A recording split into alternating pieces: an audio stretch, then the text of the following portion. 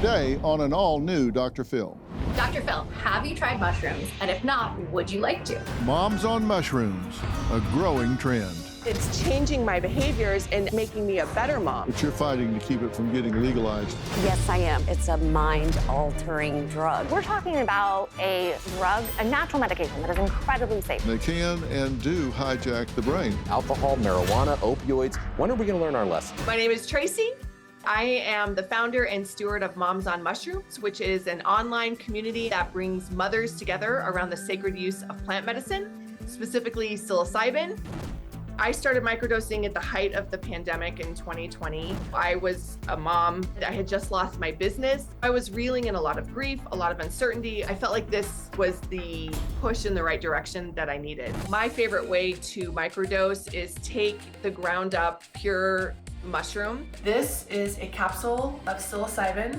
This is 100 milligrams. I take the ground mushrooms out, stir it into my drink.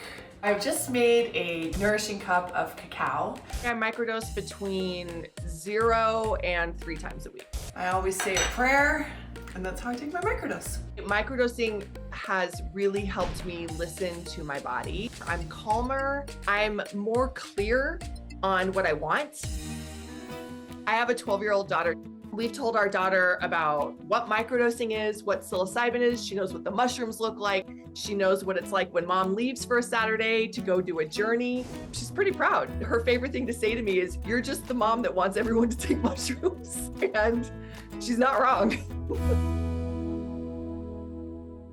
Okay, so you take these for what reason? What exactly does it give you that you didn't have before? Microdosing allows, I like to describe it 2 ways. One, it sort of softens the frayed edges around a very frenetic, busy life. And it also allows me to have space between my words. So I think it softens all of my lesser qualities. So I'm not as reactive. I think before I speak. I don't get as upset about it. I think maybe I'm just always, maybe reactive is my big bad quality, but it just softens everything and allows me to be more present with my family, more present with my work, more creative, more clear, and it's absolutely deepened my spiritual practice. I feel much more connected to God. Mm-hmm. And have you tried to achieve that other ways? Like through meditation or therapy or different types of exercise or yoga or other type things? Yeah, and I still employ all those things. I find that microdosing is it's more like an ally or a helper. It's not a cure-all. It didn't fix me. It's like a little friend that's helping you be the best part of yourself. Mm-hmm. And if we, talk about some of the science, it's in theory rewiring my neural pathways. So I'm changing my bad habits into better ones. Why do you say that moms in particular can really benefit from microdosing? Moms don't get the opportunities that a lot of other people do. We don't get to go to the Amazon rainforest for 3 weeks and do ayahuasca. We don't get to go to Bali for 2 weeks and do a yoga retreat and eat, green juice and papaya. Our healing is done in between car lines and ballet practice and doctor's visits and homework. And what I found was that the medicine just pulled me down into myself more, grounded me more so that I could focus on that. And I think it's just a very beautiful ally to offer to mothers who in this day and age, in this culture right now, are pretty unhappy. You have a daughter. I do. And how do you feel about modeling for her to take something that, if you look at the research, which there's not enough of, there's no conclusive research that says this is safe. There's no conclusive research that says it's not. Yeah. And look, I'm approaching this as objectively as I know how to do, but I've looked at the research, and for some people it may work fine, for some people it may not, but using a substance like this, particularly that's not well regulated and not well researched, and you're modeling for your daughter that you're self-medicating, Are you concerned about that? I think that's a great question. And no, I'm not concerned. And let me tell you why. A microdose, I want to be very clear, is such a small dose that I am never high, because that would be a terrible idea for a mom to be seeing rainbows and unicorns and driving to elementary school. So we are taking doses that are so low, they're subperceptual. So first of all, my daughter's not seeing me tripping at all.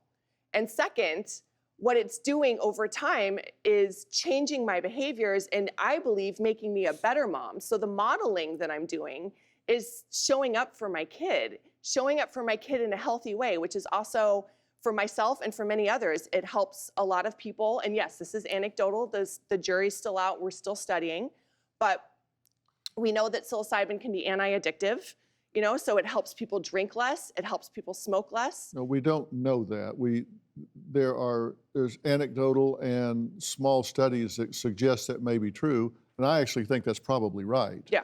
But you're saying that it's worked well for you. Yeah, And that is anecdotal, but you're advocating it for moms in general. I am.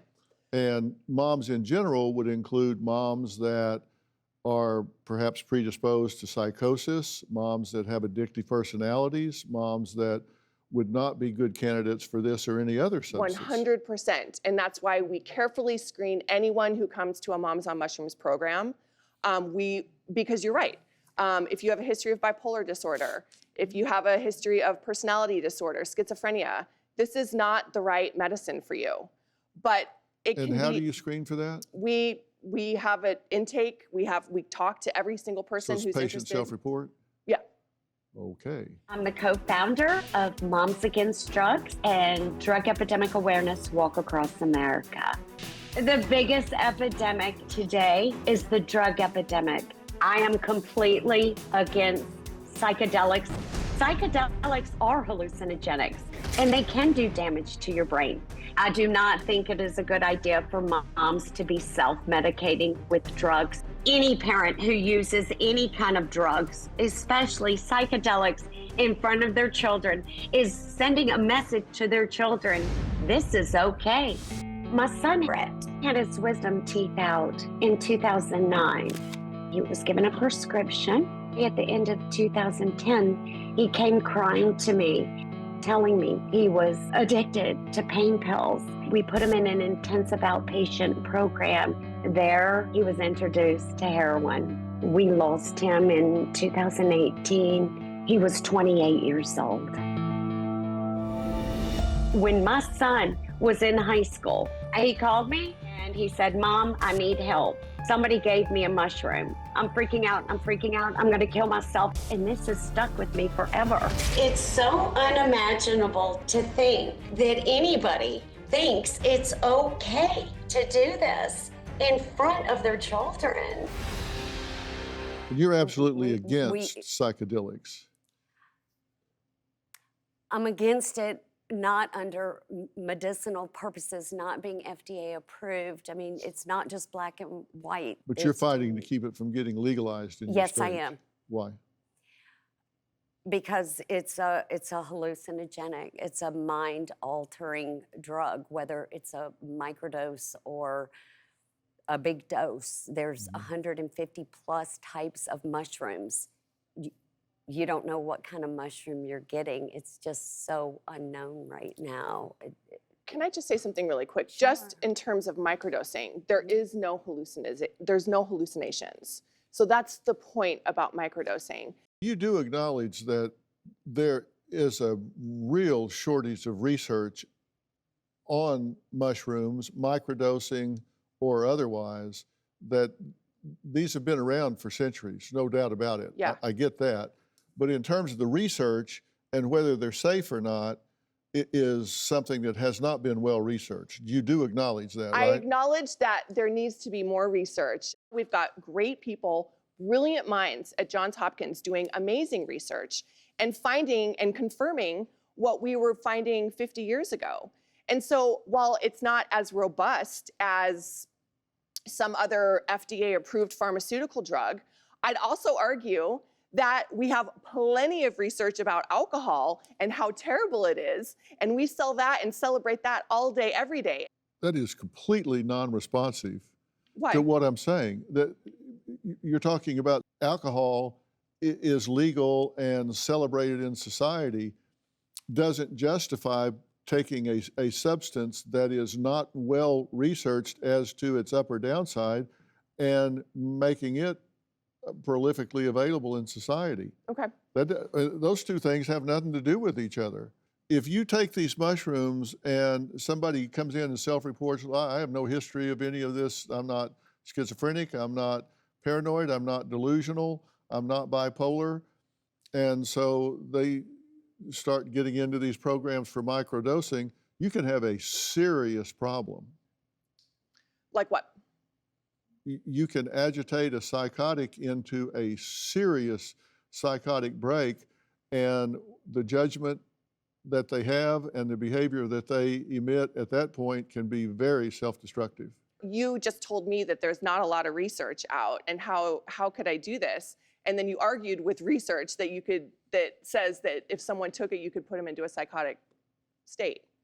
There is substantial research that says you don't give psychedelics to psychotics. I'm not disagreeing. Okay, at all. good. My name's Ashley. I am a psychedelic educator, coach, and guide. I help individuals and couples increase their confidence, overcome dysfunction, and heal trauma using psychedelics and embodiment practices. Magic mushrooms have been the most transformative tool in my life.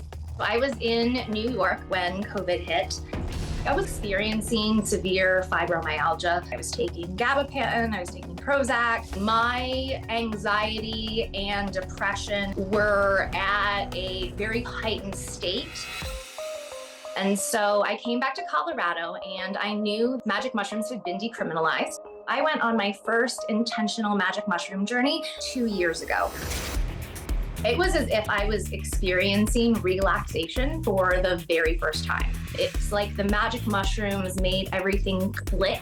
When I microdose, I'll take 0.2 grams of mushrooms.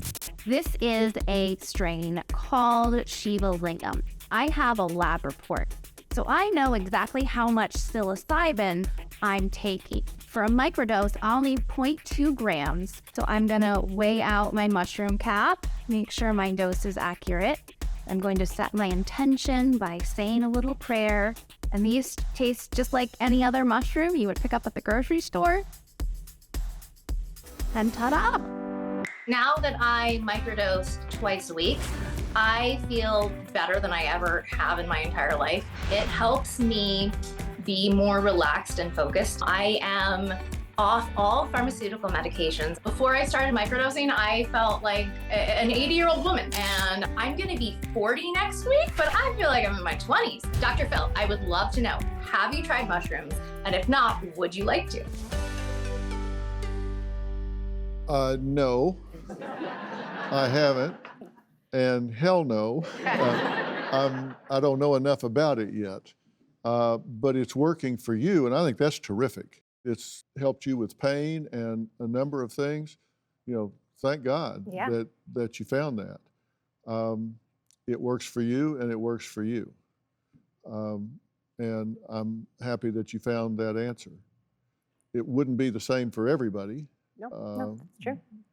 And there's some pretty well-controlled studies that suggest that a lot of the effect is placebogenic.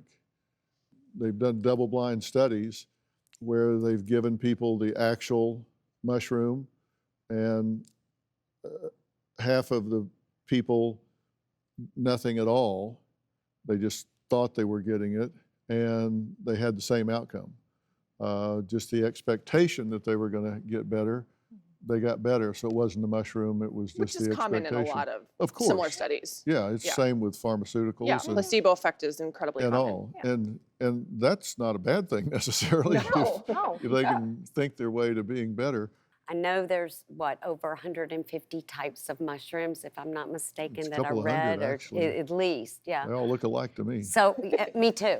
So when you're getting the mushrooms and doing them and you doing what you're doing, and I thank God you're okay. Yeah, no, I thank God every day. But how do you know which mushroom you're getting? And you're saying you're using 2%? So I'm taking 0.2 grams, which is equivalent to 4.6 milligrams. So the mushrooms that I take, the psilocybin mushrooms, have been tested, and I have a lab report to indicate exactly what's in them and exactly how much psilocybin I'm taking. Okay, and where'd you get this lab report? So there is a cup in Oakland. It's called the Hyphy Cup, and just like we have cannabis competitions, we now have competitions for mushrooms. And so the lab report was supplied as part of that competition. And as mushrooms are becoming legal and decriminalized in various parts of the US, we're going to be able to see these lab reports more frequently and know exactly what it is that we are putting into our bodies. Who Because that generates is a the big report? concern. Pardon? It's Who generates the report? the Oakland Hyphy. The what? Oakland Hyphy. So they're decriminalized in Oakland and Santa Cruz, California as well. You have a recommended dose chart Yes, I do. that you do, and we have it like 0.1 to 0.2 grams to microdose and 0.5 to 1 gram for recreational, 1.5 grams for therapeutic use, 2 grams for spirit, and 2.5 to 5 grams for what is you call deep use. Yeah. And so you use this chart to recommend to people how much to take to get whatever experience they're looking for. Correct. Yeah, this dosing chart is incredibly helpful as an educator. You're not trained in medicine or neurology? No, I'm not trained in or medicine, all no. that? Okay. You guys have listened to everything that we've had to say so far. Dr. Mannion, what do you add to this conversation here? Well, just to be clear, I don't stand in favor or against. I think it's dangerous to model this to our children. When you tell your children that you're a mom on mushrooms, what do you think your kids are going to do? Do you think they're going to use it in a controlled way with 2 therapists, or are they going to go out with their friends? And they think that it's okay because moms are saying it's okay. Okay, moms aren't, I'm not saying everyone go out and trip on mushrooms. I'm saying use this in an intentional, sacred, reverent way to promote your own healing and happiness. Nisha, where do you come down on this? I've really appreciated the conversation. I feel like I'm in between a lot of this. I got involved in the field in 2010. Because I've been in the field for so long, I've also seen that there are a lot of harms and downsides. And that, as you were saying, the media representations, like I actually think the hype is more dangerous than the drugs right now. The hype is incredibly dangerous because there's a lot of very vulnerable people who are being told, this can fix you. I guess 2 of my biggest concerns are, one, that if you're someone that's really endured trauma or you're wrestling with mental illness, you come back from deployment, and you have PTSD or whatever, and you think, boy, this sounds like a ticket out, it might be short term. It might give you some relief, but oftentimes the roots of trauma and mental illness run really deep. And if you don't deal with that all the way down, as Dr. Mannion does so effectively, you're just kind of putting a Band-Aid on a problem that's going to rear its ugly head next time stress really hits in your life. And the other thing is, if this goes wide, if it's like legalized and decriminalized and then legalized, what are the controls of who can get their hands on this? A lot of people might be suffering from schizophrenia, bipolar disorder. I would suspect that at least as many are undiagnosed as are diagnosed because of the stigma associated still with mental illness. Buyer beware. This acts on people in very different ways, in very profound ways. I think that if we jump to the quick fix without really looking at a lot of the alternative therapies, I mean, there's EMDR for trauma therapy, there's brain Absolutely. spotting, Right, and these there's are- research yeah. things that actually work. Yeah.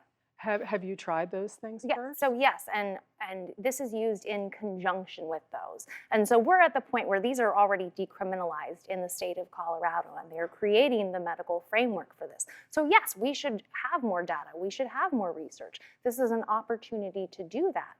But we're at the point right now where we are in such a mental health crisis that people need help and options. And this has shown to be effective for so many people and life-changing. Well, that's not true. Yeah. That's just not true. Empirically, there's just not sound, reliable, broad base of research that says this is helpful for a lot of people. Right, and I'm saying anecdotally. We have so much Anecdotally, anecdotes, that's true. and It's like for the you guys, that's research true. is limited because it's been But on a scientific basis, that's yet to be demonstrated. I think I'm very optimistic Right. that it can be, but that yet is not the case. Do you have a story or a question for me? Click the link in the description and tell me what in the world is going on.